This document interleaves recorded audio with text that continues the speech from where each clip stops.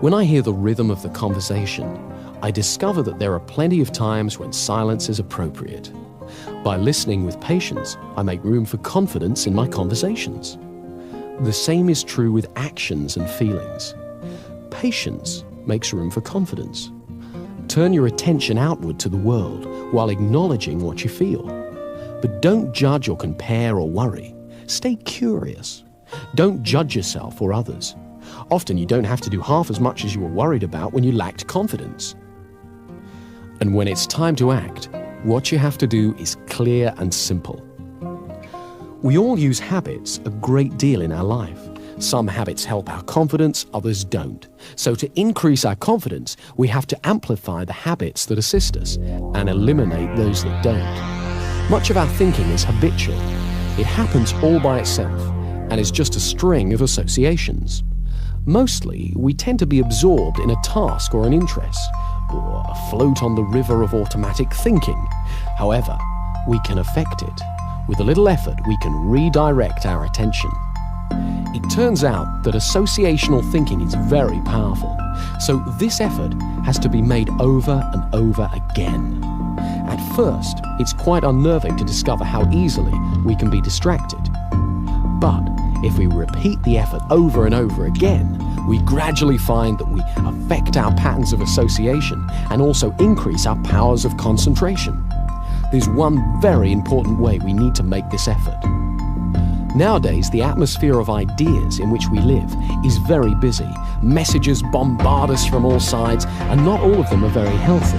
On television and radio, we're asked to buy far more than we can afford, and the news is always full of doom and disaster.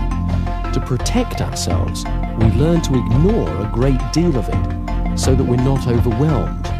But unfortunately, we can also inadvertently ignore the beauty and blessings of life as well. So we must learn to be selective and to reinforce the positive, beautiful messages in our lives, so that we nourish the positive and beautiful in ourselves. As we pay attention to the goodness in the outside world, we strengthen it within ourselves. It's also useful to phrase things positively, to use optimistic language whenever possible. I don't mean that we should ignore difficulties or problems, but that we should always look towards the solution, not the negativity. If we use positive words to ourselves and others, we're more likely to receive positive words and messages from them. Try to avoid putting people down or putting yourself down. If you want, you can make a game of cleaning up your language. Do it by yourself or with a friend. Watch out for negative phrases like, I can't, or I shouldn't, or I'll never, or I'm just not very good, or starting sentences with but, or no. Whenever you hear yourself or a friend use a phrase like that, stop and rephrase it in positive terms. For example, instead of I can't do such and such, use I can learn how to do such and such, or I haven't learned to do such and such yet. There's no fixed meaning in life except the meaning that we bring to it. So let's make your life brighter by looking at things that you've got going for you. Positive thinking becomes a self-fulfilling prophecy. Every time we pay attention to something, we energize its presence within us. If we pay attention to negative thoughts, we just make them stronger. So they crop up more and more often.